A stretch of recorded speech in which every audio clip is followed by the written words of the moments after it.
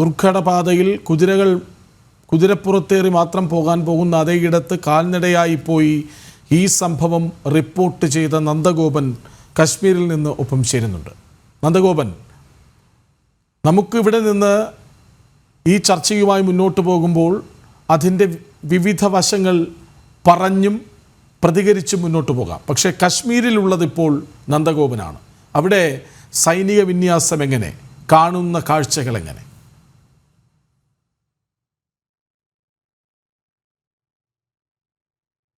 കൃഷ്ണജ്, ഈ ജമ്മു കാശ്മീരിനെ സംബന്ധിച്ചിടത്തോളം ഇപ്പോൾ അതീവ സുരക്ഷയിലാണ് ഈ മണിക്കൂറുകൾ കടന്നുപോയിക്കൊണ്ടിരിക്കുന്നത്. പ്രത്യേകിച്ച് ഈ VVIPകൾ ഈ മേഖലയിലേക്ക് സന്ദർശിക്കാൻ ഉദ്ദേശിക്കുന്നു. ഒപ്പം തന്നെ ഈ പല മേഖലകളിലും, അതായത് ഈ രാജ്യത്തിൻ്റെ തന്നെ പല മേഖലകളിൽ നിന്നും ടൂറിസ്റ്റുകൾ ഇവിടേക്ക് വരാൻ ഉദ്ദേശിക്കുകയാണ്. ഇതിനോടൊപ്പം തന്നെ ഈ ടൂറിസം രംഗത്ത് വലിയ തിരിച്ചടിയാണ് ഉണ്ടായിരിക്കുന്നത് ജമ്മു കാശ്മീരിൽ ഇപ്പോൾ. പ്രത്യേകിച്ച് ഞാനിപ്പോൾ നിൽക്കുന്നത് പെഹൽഗാമിൽ തന്നെയാണ്. ഇവിടെ നിന്നും 6 കിലോമീറ്റർ കാൽനടയായോ അല്ലെങ്കിൽ കുതിരപ്പുറത്തോ പെഹൽഗാമിലെ ഈ ബൈസറൻ വാലിയിലേക്ക് പോകേണ്ട സാഹചര്യമുണ്ട്. ഈ പെഹൽഗാമിൽ സാധാരണ ദിവസങ്ങളിൽ ഏതാണ്ട് 10,000 ആൾക്കാർ, ടൂറിസ്റ്റുകൾ വന്നുകൊണ്ടിരിക്കുന്ന ഒരു സാഹചര്യമായിരുന്നു ഉണ്ടായിരുന്നത്. എന്നാൽ നിലവിലിപ്പോൾ ഇത് ഈ പെഹൽഗാം എന്നുള്ളൊരു കേന്ദ്രം പൂർണ്ണമായും അടച്ചിട്ടിരിക്കുന്ന ഒരു സാഹചര്യമാണ്. അതേസമയം തന്നെ സുരക്ഷ ഈ മേഖലയിൽ ഉടനീളം വർദ്ധിപ്പിച്ചിട്ടുണ്ട്. കഴിഞ്ഞ ദിവസം രാത്രിയിൽ നമ്മുടെ ഭാരതത്തിൻ്റെ സൈനിക പോസ്റ്റുകൾക്ക് നേരെ പാകിസ്ഥാൻ റേഞ്ചേഴ്സ് അപ്രതീക്ഷിതമായി തന്നെ തുരുതുര വെടിവെക്കുന്ന ഒരു സാഹചര്യമുണ്ടായിരുന്നു. ശക്തമായി തന്നെ BSF തിരിച്ചടിക്കുന്നുണ്ടായിരുന്നു. ഇതിനപ്പുറത്തേക്ക് വലിയ രീതിയിൽ സുരക്ഷ വർദ്ധിപ്പിക്കുന്ന ഒരു സാഹചര്യം ഉണ്ടായിരുന്നു. ഇവിടേക്ക് കൂടുതൽ ഫോഴ്സിനെ ഡിപ്ലോയ് ചെയ്തു എന്നുള്ളതാണ് മനസ്സിലാക്കാൻ കഴിയുന്നത്. മാത്രമല്ല, ഇന്നിപ്പോൾ ഒരു മീഡിയ അഡ്വൈസറി ഇറക്കിയിട്ടുണ്ട്. ഒരു പക്ഷേ ഏതെങ്കിലും മൂവ്മെൻ്റ് ഭാഗമായിക്കൊണ്ടായിരിക്കണം, അല്ലെങ്കിൽ ഏതെങ്കിലും ലക്ഷ്യം മുന്നിൽ കണ്ടുകൊണ്ടായിരിക്കണം കേന്ദ്ര സർക്കാർ അത്തരത്തിൽ മാധ്യമങ്ങൾക്കൊരു മാർഗനിർദ്ദേശം നൽകിയത്. അതായത് സൈന്യത്തിൻ്റെ നീക്കങ്ങൾ അത് ഒരു കാരണവശാലും ലൈവായി നൽകരുത് എന്നുള്ള ഒരു പ്രധാനപ്പെട്ട നിർദ്ദേശമാണ് നൽകിയിരിക്കുന്നത്.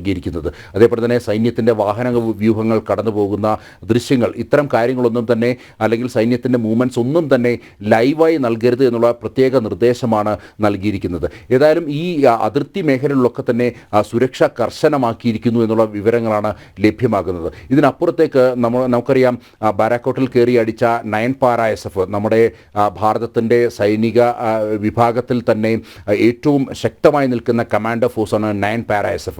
9 പാരാ SFൻ്റെയും അതേപോലെ തന്നെ 4 പാരാ SFൻ്റെയും ഒരു സാന്നിധ്യം ഈ മേഖലയിലേക്ക് വർദ്ധിപ്പിച്ചു എന്നുള്ളതാണ് മനസ്സിലാക്കാൻ കഴിയുന്നത്. ഒപ്പം തന്നെ നേവിയുടെ കമാൻഡോ ഫോഴ്സ് ആയിട്ടുള്ള മാക്രോസിൻ്റെയും ഒരു സാന്നിധ്യം ഇവിടേക്ക് എത്തിയിട്ടുണ്ട് എന്നുള്ളത് മനസ്സിലാക്കാൻ കഴിയുന്നു.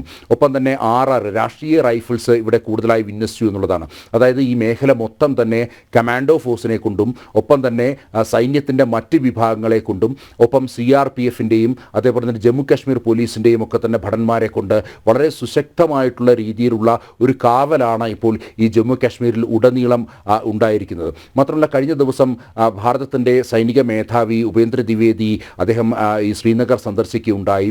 അതിനപ്പുറത്തേക്ക് നോർത്തേൺ കമാൻഡ്, ഉദ്ധംപൂരിലുള്ള നോർത്തേൺ കമാൻഡിൻ്റെ ആസ്ഥാനം അദ്ദേഹം സന്ദർശിക്കുകയുണ്ടായി. അദ്ദേഹം പ്രധാനമായും അവിടെയുള്ള ഉദ്യോഗസ്ഥരുമായി ചർച്ച നടത്തി.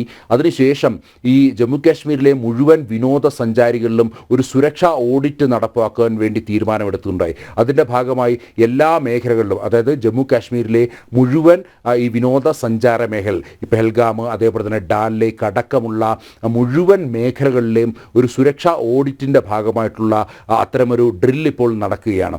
പ്രത്യേകിച്ച് ഇപ്പോൾ പെഹൽഗാമിൽ നേരത്തെ നമുക്ക് ലഭ്യമായ വിവരങ്ങൾ അനുസരിച്ച് ഈ സുരക്ഷാ സേനയോടും അല്ലെങ്കിൽ കേന്ദ്ര സർക്കാരിനോടും ഒന്നും ആലോചിക്കാതെയാണ് പ്രാദേശിക ഭരണകൂടം ഈ പെഹൽഗാമിലെ ബൈസറൻ വാലി തുറന്നു കൊടുത്തത്.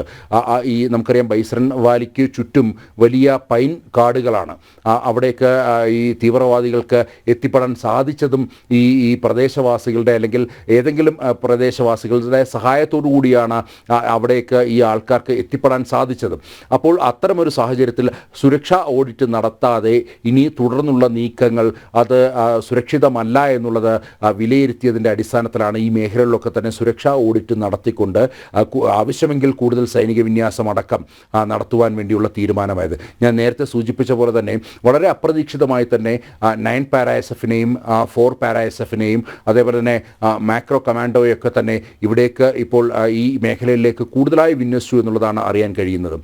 ഒരു പക്ഷേ ഭാരതം ഏതെങ്കിലും തരത്തിൽ ഇത്തരം യുദ്ധസമാനമായ ഒരു സാഹചര്യം മുൻകൂട്ടി കണ്ടിട്ടോ അല്ലെങ്കിൽ ഇൻ്റലിജൻസിൻ്റെ റിപ്പോർട്ടിൻ്റെ അടിസ്ഥാനത്തിലോ ആയിരിക്കണം ഈ സൈനിക വിന്യാസം കൂടുതൽ ശക്തമാക്കിയത് എന്നുള്ളതാണ്. ഏതായാലും ഇപ്പോൾ ഈ മേഖലയിൽ കർശനമായ സുരക്ഷയാണ്. അതായത് ദേശീയപാതയിലൂടെ കടന്നു പോകുന്ന വാഹനങ്ങൾ കൃത്യമായി പരിശോധിക്കുന്നുണ്ട്. ഈ വാഹനങ്ങളിലുള്ളവർ ആരാണ്, അവരുടെ ഐഡൻറ്റിറ്റി കാർഡുകൾ കൃത്യമായി പരിശോധിക്കുന്നുണ്ട്. ആ വാഹനത്തിലുള്ള ഈ യാത്രക്കാരുടെ ബാഗുകൾ അത് കൃത്യമായി തന്നെ തുറന്ന് പരിശോധിക്കുന്നുണ്ട്. അങ്ങനെ കർശനമായ ഒരു സുരക്ഷാ സംവിധാനത്തിലൂടെയാണ് ഈ മണിക്കൂറുകൾ ഇപ്പോൾ ജമ്മു കാശ്മീർ കടന്നുപോയിക്കൊണ്ടിരിക്കുന്നത്. പ്രത്യേകിച്ച് 22